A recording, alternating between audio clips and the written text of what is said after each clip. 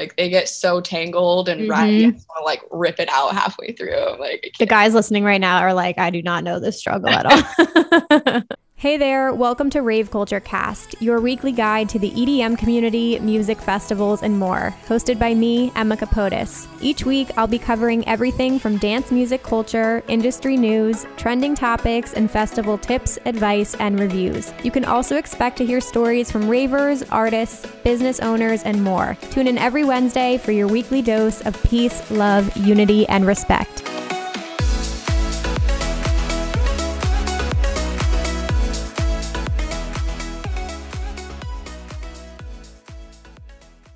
Hey guys, welcome back to Rave Culture Cast, your weekly guide to the EDM community, music festivals, and more. I'm your host, Emma Capotis. What is up, fam? Welcome back to another episode. I have a lot to catch you guys up on today. I'm going to share some, updates really quickly and exciting announcements, and then we're going to dive right into today's episode. So I hope you guys are pumped. Hope you're having an incredible summer so far. Y'all, this is the first episode of August. All right, this shit is going to go by that fast. It's so crazy. I'm not ready for it to be over. So very much looking forward to this month. I've got a family vacation coming up this month, which I'm excited about. Don't worry, we're not taking a break. You're still going to have episodes coming out, still having all types of content because we are about to pop off on the busiest fall festival season probably a lot of us have ever seen, and I have a lot of content in store for you guys, whether it's here or on my YouTube channel. It's all coming, so I'm super excited. You guys can always connect with us at Rave Culture Cast and myself at Emma Capotis to stay up to date on everything we have going on. This past weekend, I actually got to go to the Brooklyn Mirage, which if none of you guys have ever been there before, it's my favorite venue. I know I'm biased because I live in New Jersey, but it's literally the best venue ever. The Brooklyn Mirage is sort of like the outdoor space, and then Avant-Gardner is the premier dance music venue. That's the indoor space, but they're all attached to each other, and there's a couple other smaller rooms that are in this venue as well. So I actually am going to be doing a video very soon on my YouTube channel going over everything you need to know if you plan on attending shows at either the Mirage or Avant-Gardner in the future. Because it's definitely a destination for dance music fans, especially in New York City and in Brooklyn. So I went to Nora and Pure this past weekend, and it was amazing. Definitely a different vibe than some of the shows I've been doing more recently. I think I've done 3 so far this summer, and I have 1 more coming up, and then a bunch in the fall. It's going very fast, but this was like all deep house, a little bit of tech house, such I don't know how to describe it. Such a different vibe. It was a more mature crowd, that's for sure. But it was beautiful. Her theme is all underwater. So they had these projections on the wall that was just beautiful scenery. She had a bubble machine. The lighting was all blue tones. It was just really, really vibey overall. We had an amazing time. I also got to see Cassian for the first time, which highly, highly recommend him. I'm going to talk about him next episode. But if you guys like tech house, love Cassian. I can't stop listening to him, but it was a beautiful set. Nora played 2 sets. She played Sunset and she came on again at midnight. It was amazing. So yeah, really incredible. The next show that I have, which is technically the last of summer for me, is Jaws' Block Party. I'm gonna die. It's definitely way more bass heavy, but there's gonna be some bass house as well. And that's coming up this upcoming weekend, Sunday the 8th. So hopefully I'll see some of you guys there. But that's kind of what's been going on in my life. Definitely trying to hit up a lot of shows. Really enjoy Brooklyn this summer. And then, like I said, I'm gonna have a family vacation coming up. So I'm very much looking to relax this month, refocus, and then gear up for an extremely busy fall. So that's what we're doing this month in August. Quickly, a really big announcement that I'm excited to share with you guys. So I get this question pretty often. I know there are a lot of people out there who want to become content creators, or you guys might want to share your passion for festivals online. So maybe you want to start vlogging the festivals that you go to, or maybe you want to start an Instagram page and share your videos or your photos or festival fashion, whatever it might be. If you have considered starting a page or a channel, my good friend Vibe with 8 and I are going to be hosting a masterclass this upcoming Monday, August 9th. I believe it's going to be at 8 p.m. Eastern. And it's going to be all about how to become a festival content creator. So we're literally going to walk you through the process of how to set up your pages, how to come up with content ideas, what equipment you're going to use, how to shoot a successful festival vlog. Like, we're going to walk you through everything you need to know about becoming a content creator in this space. So if that is something that interests you, I will put the enrollment link down below. It's $27 for this masterclass. It's going to be about an hour and a half, and we're going to have a live Q&A at the end. So I'm so excited. She and I have been working on this for a really long time, and it's our first collaboration together in sort of like the coaching realm. So we're really pumped about it, and I hope to see some of you guys there. Lastly, I'll say, if you aren't already a part of our Facebook or Discord group, definitely check it out, especially as we go into festival season. I will be coordinating our family meetups so we can finally meet in person because it's been forever. I'll be doing that in the Discord group. We have a meetup channel, and then I'll also do it in the Facebook group. I'll create events when we decide on like places and times and all of that good stuff. So think that's all I have. Really quickly, I want to introduce a new segment. So I realized I wanted to start sharing more music with you guys again. I know I've like tested all different kinds of things on this podcast, so thank you for bearing with me.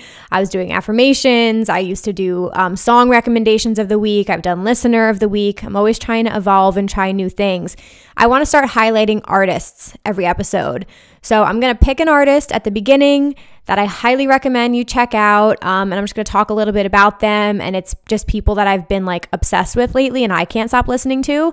So I'm going to start this off with Will Clark, who I can't even describe. So basically this came about, I already knew who Will Clark was, incredible house artist, but I just went to the Elrose show 2 weeks ago in New York City and I caught his set and it blew me away. It was so good, like the most incredible tech house vibes, but also kind of like an underground, gave me very like rave warehouse kind of set. And he was at the perfect time. Like they put him on at 1:30 in the morning and like, you know, people were doing whatever they were doing, but he catered to the crowd so incredibly well. It was the most amazing like underground house, like clubby kind of set, and I loved every second of it. So I've been listening to him nonstop. I love his tracks Hallelujah, Run Run, can't stop playing that, and Check, his song with Hilo, chef's kiss.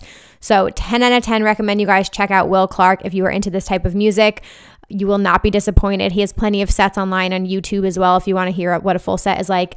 Also, if you guys are going to ARC Music Festival, he's playing that festival, so I'm not missing his set. And he's also playing an after party. So TBD if we're going to go to that. But this week's artist highlight is Will Clark. All right, with all that being said, because I talked about becoming a festival content creator, this was very fitting for today's episode because I wanted to have a content creator in this community come on. So please join me in welcoming Bella. She goes by @IssaBanger online. She's a content creator in this community who makes all kinds of videos, TikToks, photos. She's a model as well. She posts incredible festival fashion. So definitely check out her page if you guys are looking for a little bit more like grungy inspiration for your outfits. And then she also works with a rave clothing brand called Scummy Bears, which is really cool. So she was able to take her content online and get noticed by a brand and now is able to work in this community, which I know like that's the dream kind of job for some people. If you know you want to be in this industry, you've got to figure out a way that you can do it full time. So I believe now she works with organizing their influencer program. So it's really cool. She was able to turn her content into a full-time job. So yeah, we're going to chat with her today all about festivals, festival fashion, style, content creation, TikToks, like all of that good stuff. And again, if you guys are thinking about doing something like this, definitely check out the masterclass that Aiden and I have coming up next Monday. So with all that being said, please join me in welcoming Bella to the podcast. Today, I am joined by Bella. She is an incredible online creator. You guys probably recognize her from some of her videos online, her incredible rave fashion, all that good stuff. So today we're just going to get to know you a little bit better and hear your story and all of that good stuff. So please join me in welcoming Bella to the podcast. Hello. What's up, guys? How you doing? I'm doing good. Yeah. How's summer going?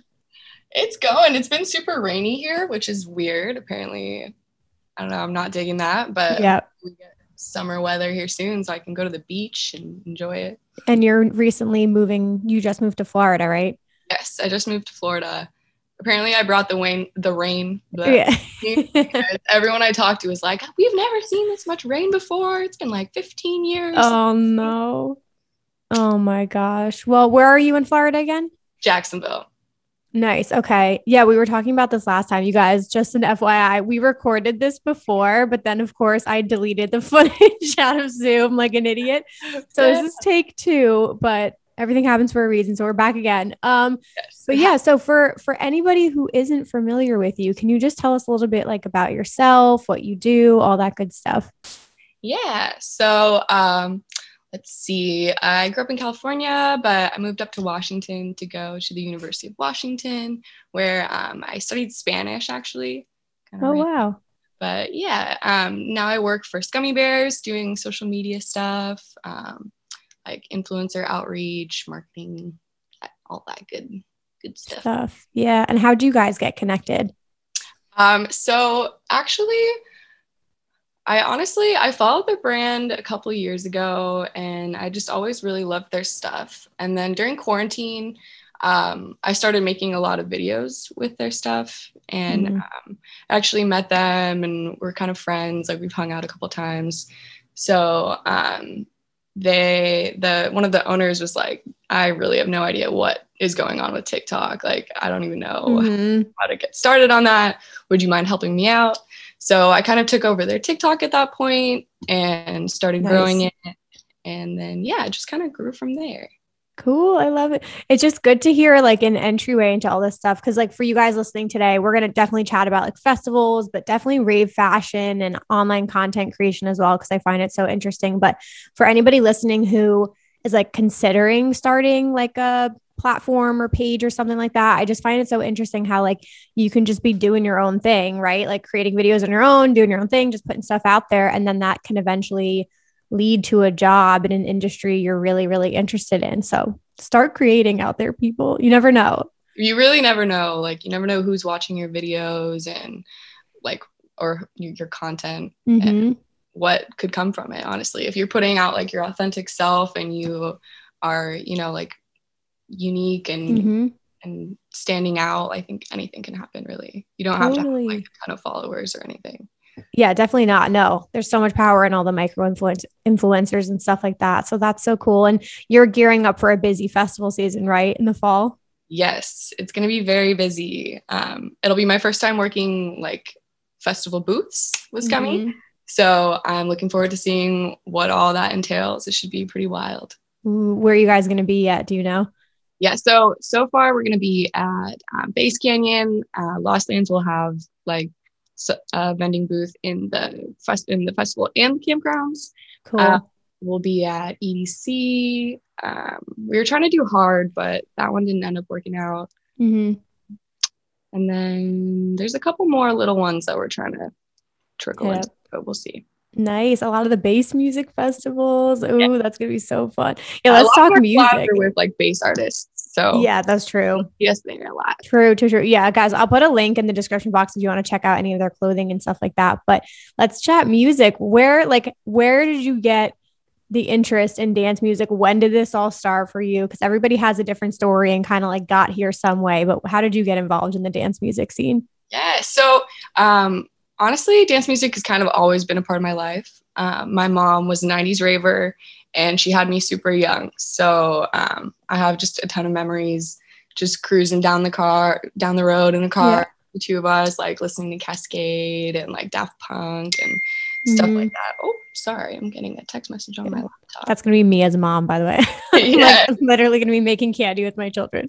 It's a good memory. So your kids will enjoy it. Good. That's awesome. Yeah. And then I got into high school and I got more into like Skrillex and Flux and Zed's Dead. And then I kind of grew more into like dubstep, that sort of thing. But I love it all. I love house. I love dubstep. I'm not huge on trance or kind of hard style, I guess. But other than that, pretty much it's acquired taste. Yeah. My boyfriend like loves hard style. Nice. So we'll be in the crowd and he's like, yes. And I'm like, oh, I'm trying. Yeah. Exactly. That's all you could do. I always wonder if that will change too, because I feel like a lot of people go through this like evolution with like genres and things like that. I just even was thinking about that recently. I was like, I'm like so proud of myself for my in-depth knowledge now, but like everybody starts somewhere. And I always wonder that. I'm like, in 10 years from now, am I going to be like into hard style? Like, I don't know. You never know where you're going to end up, but right? you got to taste a little bit of everything. That's the beauty of festivals, at least. You can at least check it out if you want to. Exactly. Yeah. You can broaden your horizons if you choose. Mm-hmm. Definitely. Okay. So in high school, college, like, were you starting to go to shows or festivals? Yes. So I spent my junior year of high school abroad in Spain, and that was when I went to like my first rave. I like army crawled through some grass and like snuck in. That's awesome.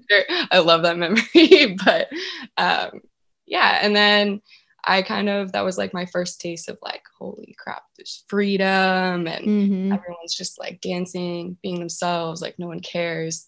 So I was immediately sucked in. But then when I came back to the US, I was still underage. So I had to take a little pause before I could get back into it. But yeah. Got it. Ooh, that's so interesting.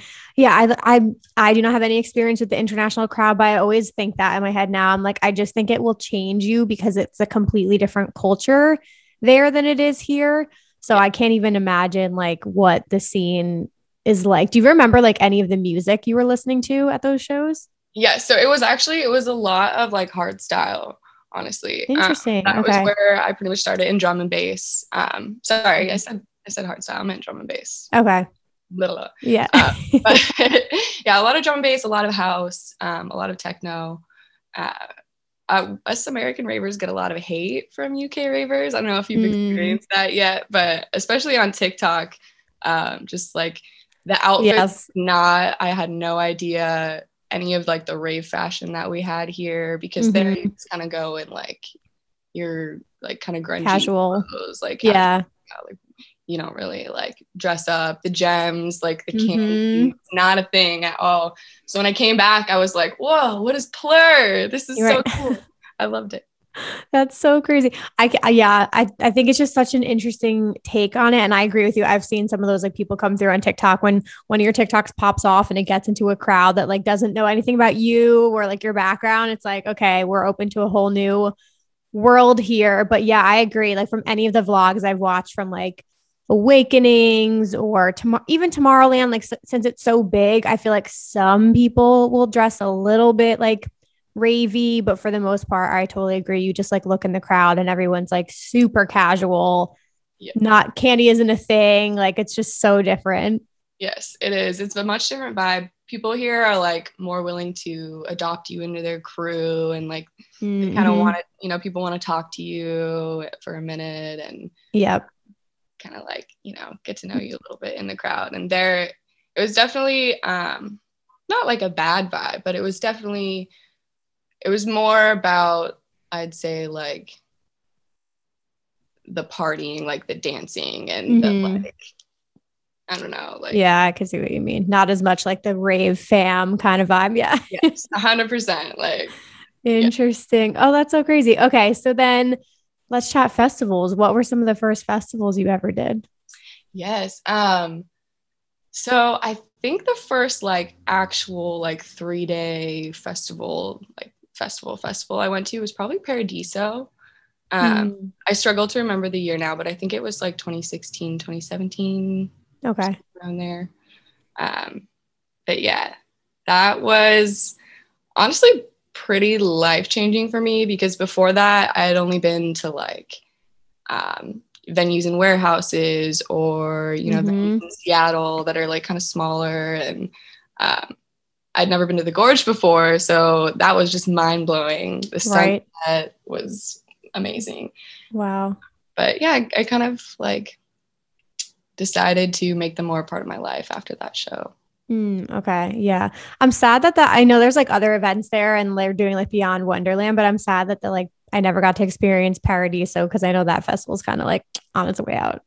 Yeah. USC had a whole bunch of shenanigans happen. So they're no longer around. But right before COVID happened, Live Nation was really coming up here and stepping in and throwing a lot of stuff. And then we also have White Rabbit Group, who is starting to do a lot of events up there. So Cool. I don't live up there anymore, but yeah. Past tense, you guys. Yeah. Awesome. No, I've heard, I mean, I've never been to that venue, but I've just heard the most like incredible things. And same thing with like the special shows, like if Seven Lions does one of his, or like I know ABGT, Above and Beyond's like experience like that. Oh my God, I would fly out there in a heartbeat for that. I never went to one. I was like, oh, just do it. Do the things, you guys. Exactly. Do the things, buy the ticket. We were just talking about that before we came on here, just like the flights racking up right now. Cause I think everybody, I mean, this is an interesting timing to do this like interview too, because like August seems a little quiet. I feel like if you have maybe like Hard coming up this weekend, but you know, a lot of festivals got canceled for August that would normally be happening. So I feel like we're kind of like this next month will be full preparation mode to go into this absolutely insane fucking fall schedule, which every weekend there's something, it's like going to be absolutely nuts. So I don't know. Storm. That's how, yeah, exactly. My family's like, can we do a family vacation really quickly to the beach? Like not associated with like dance music at all. I'm like, honestly, that's probably a good idea right now. Probably need it. 100%. Yeah. Like, so you don't have a vacation when you go to a festival. Like, yeah, it's just nonstop dancing. You gotta like go home and then relax from your festival for a couple. Oh my God. Yeah. How do you prepare for a festival? Me? Oh man. I am honestly like a major overpacker. I start packing probably like a week or two before just because I'm so excited. Yeah. And then I don't know. I definitely drink a lot of water, even though I don't really do any paraphernalia at shows anymore. Just like my body doesn't agree with it anymore. Nothing. Yeah. No hate to anyone that does. But yeah, I don't know. How do I prepare for a festival? How do you plan your outfits? Because that's like a whole thing now too. Yes. So I usually have like an idea of what I want to go for based on either the theme or maybe I've like gotten a new piece, a new accessory, or a new wig. And then I kind of build it from there. Yeah. Girl, your hairstyle's been popping off, by the way. Because so Bella has this like crazy, like you do like the braids in the front because you did a tutorial on TikTok and I was like literally taking notes. And I've been seeing that hairstyle like everywhere now. I'm like, girl, she started a fucking trend here. It's so good though. Oh my God. It's so easy. Yeah. I honestly, I've been really intimidated to like actually try to braid my own hair. I'll like have a friend do it or something with extensions. Obviously I can braid my own, but right. So daunting. And you think it's going to take like 2 hours, but that was so quick. I was like, I'm going to do this all the time now. It was. Yeah, guys, you can check out the video on her TikTok. But I think the thing with that is like the French braiding with like putting colored extensions in. I like did it a couple years ago and was good at it. And then like, I think over quarantine didn't practice for a year and a half and like have attempted to do it again now. Can no longer do it. It comes out so shitty. So when I saw you do this hairstyle, like it's essentially just normal braiding, which is so much easier and it just looks so cool. So I'm definitely trying that at a festival. Yes, I can't wait. Do it. It was so way easier to handle the extensions. Like they get so tangled and ratty. I just want to like rip it out halfway through. Like the guys listening right now are like, I do not know this struggle at all. Sorry, guys. It takes us a lot more energy. Guys with some really cool braids at FK and Sunset, like nice braided back with glitter and stuff. I'm loving it. Oh, that's awesome. Yeah. Oh, I love when guys get into it. I went to an like, Elro show for the first time. Yeah, the beard glitter. So like go crazy. Have as much fun with it as you possibly can. But yeah, I want to chat more about fashion too. Cause like what has your evolution with like festival fashion been like over the last few years? Yeah. Oh man, I could show you a picture from the first rave I ever went to and you'd be like, yeah. But I think I was wearing like a jean jacket and jean shorts. Love it. Yep. It's always the jean shorts. Always. That's like the start out. Yep. But yeah, it definitely evolved. I remember back in the day, we would just like take a bra and like glue a bunch of sequins on it. And, you know, you'd find like a tutu or whatever or makeup and like go in that, just like copious amounts of body glitter.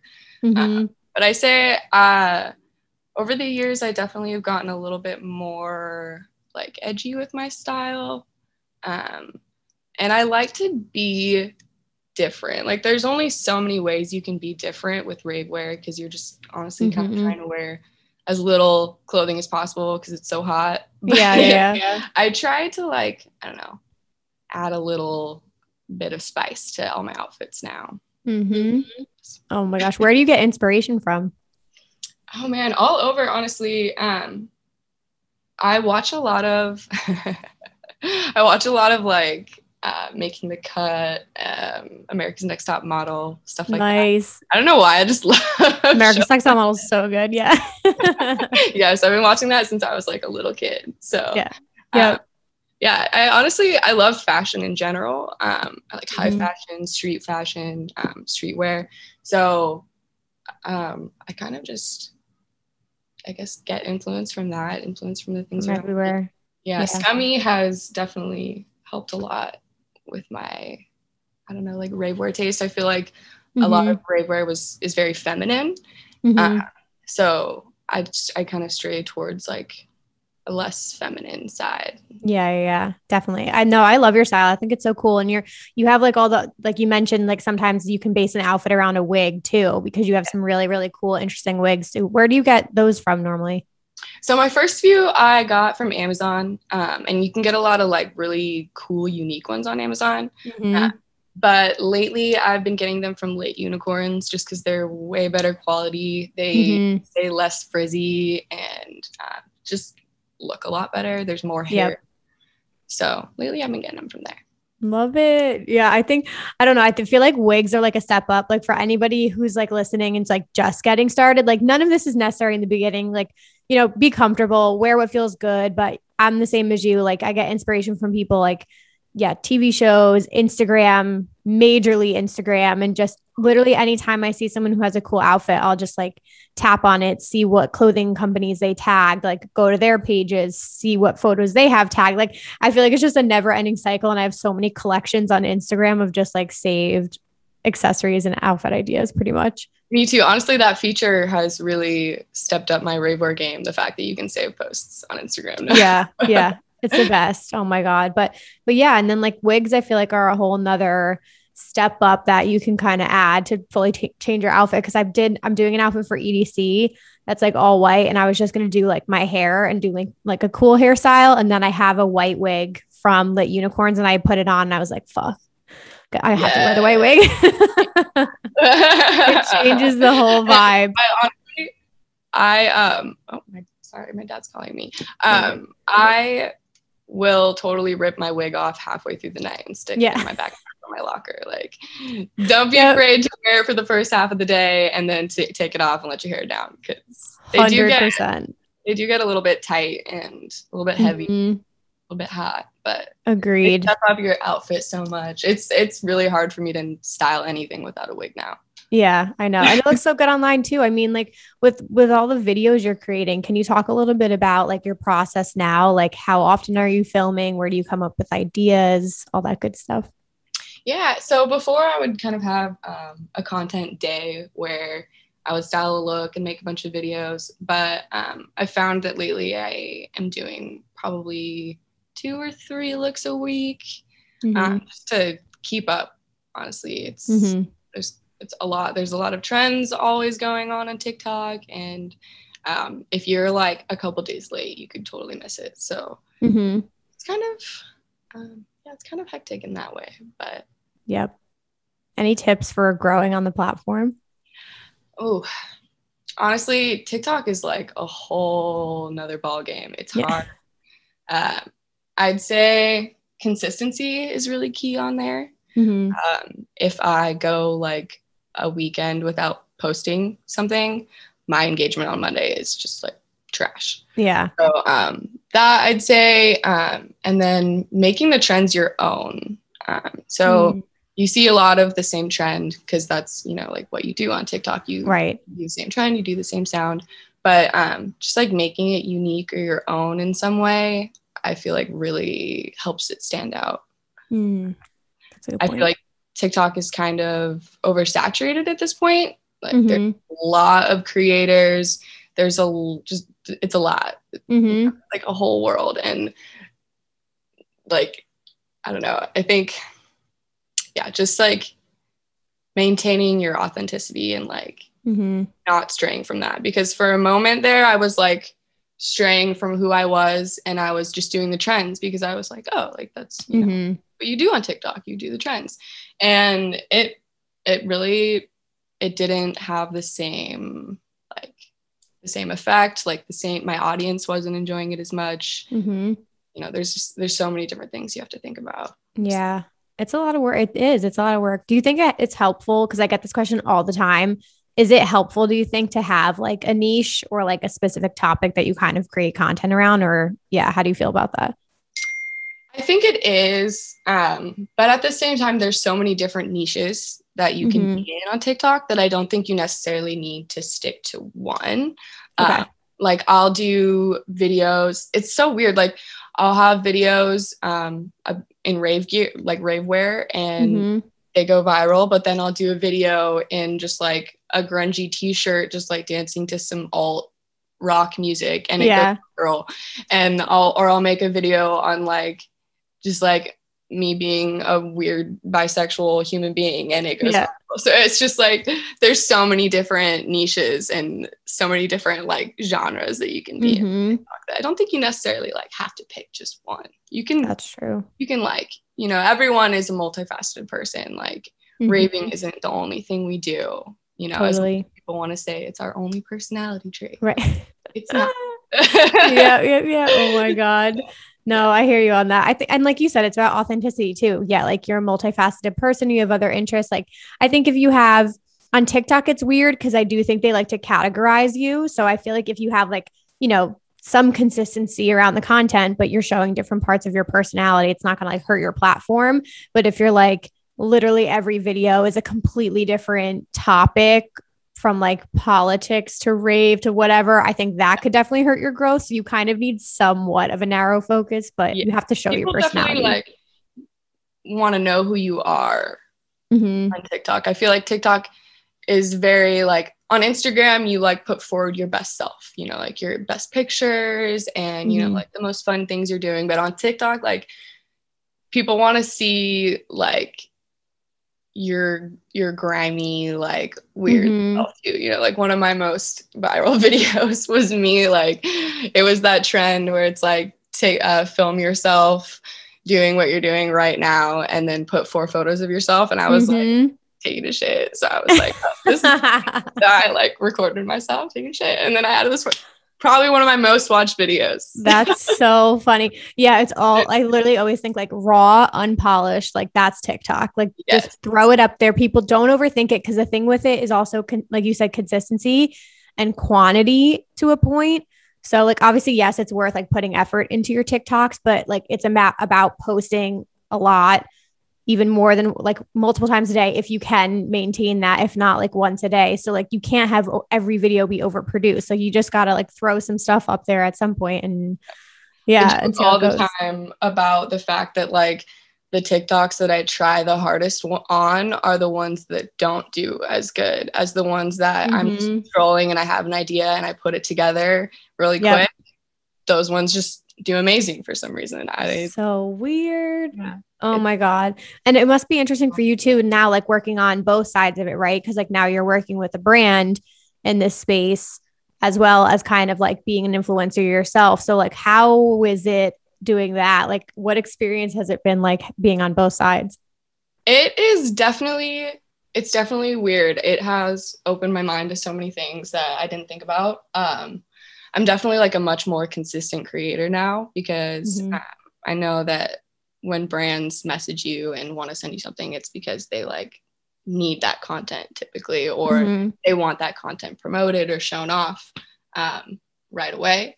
So I think before I would kind of like get an offer from a brand or something, I'd be like, oh yeah. And then I'd kind of like come up with something in like a week or so and like put it together and it would be good. But now I know that there is like, even though you want to like, you don't want to push people and you don't want to be like annoying as a brand. You don't want to like make someone feel like stressed or anxious about it at all. But like now I know that there is like a little bit of a, like not a sense of urgency, but there is like some like, there's more motivation behind it than I thought about, I guess, before. 100%. Yeah. It's cool to see both sides of it. I agree with you, especially like as people are kind of getting more and more into this and, want to become like a content creator or something like that. I feel like it's just good to be aware of like best practices and communicating with brands and what they're looking for and things like that. Cause I see it all the time, especially now that like the season's about to get busy. You see all these brands posting like comments from people too, like expecting their orders to ship in a week and all that kind of stuff. And you forget that a lot of these companies in this space are very small companies with small teams and like they need help. They need help with content. They need help with all that good stuff. So it's kind of like, how can you establish a really good relationship with a brand so you can kind of work with them long term? Yes, absolutely. Absolutely. And honestly, I don't know, like, as much as like there's value to sending things to people with tons of followers, I'd say there's almost like even more value sending it to smaller creators because for one thing, like they put their whole heart and soul into it, right? Like they genuinely appreciate it, like they genuinely care.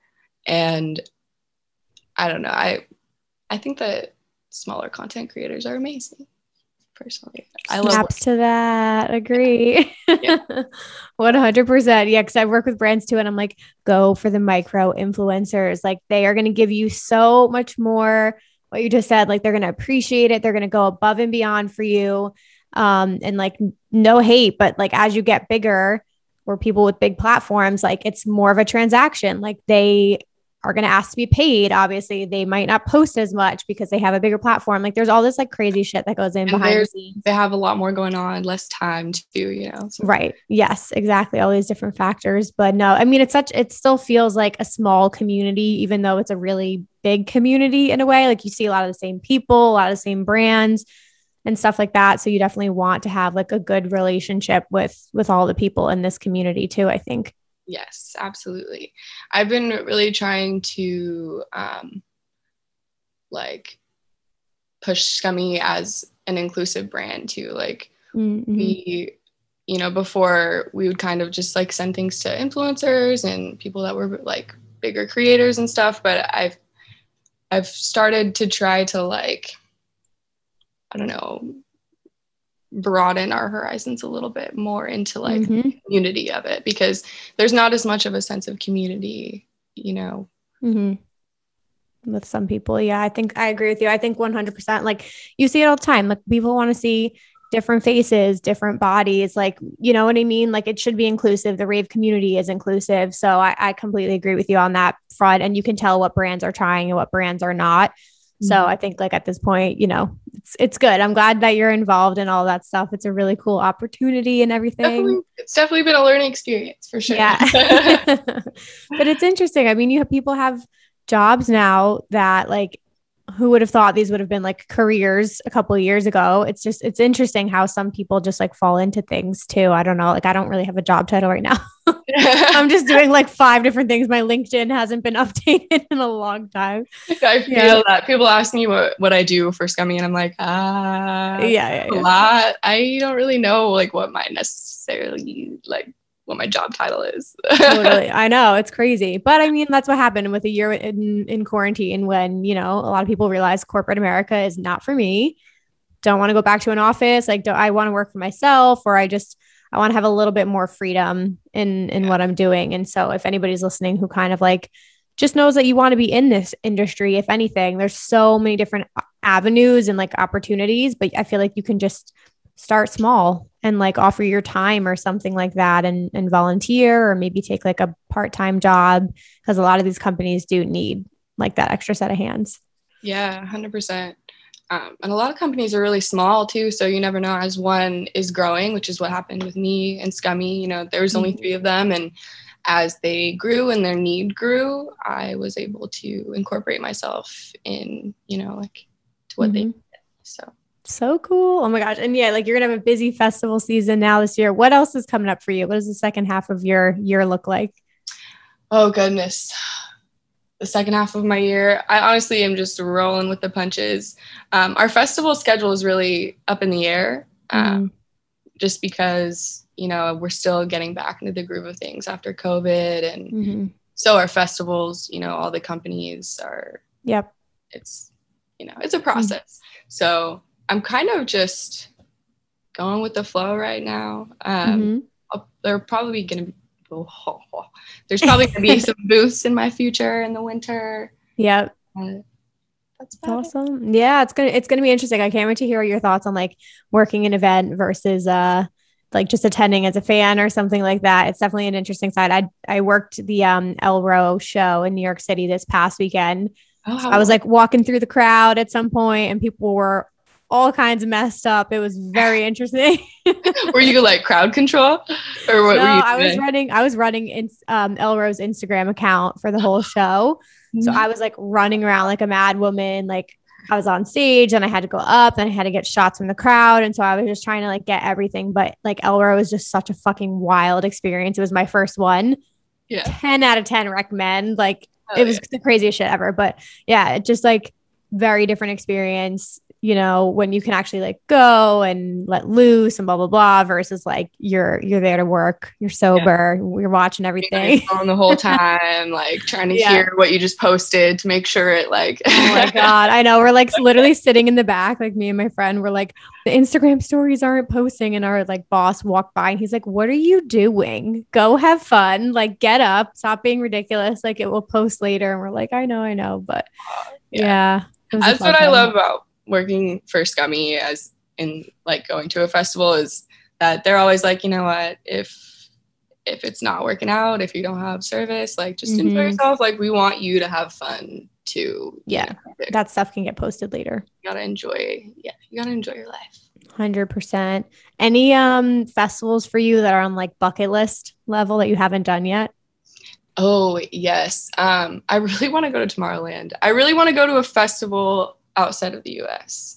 Love it. Yeah. Because I only went to like little raves and stuff like that. So that would be just the experience of a lifetime. Amazing. Yeah. I know Tomorrowland's just like, oh, it's the dream. It's literally the friggin' dream. So hopefully the little like places they stay in are so cute. I know. Oh my God. We'll see. I'm like trying to maybe cop some tickets for next year. We'll see. Cause I'm just like, it's just one of those things you always think you're going to go. And then it was canceled 2 years in a row, which is just insane to me. So I'm like, next year, if it comes back like full force, I just feel like it will be the most incredible energy ever. Cause people will just be so happy to be there.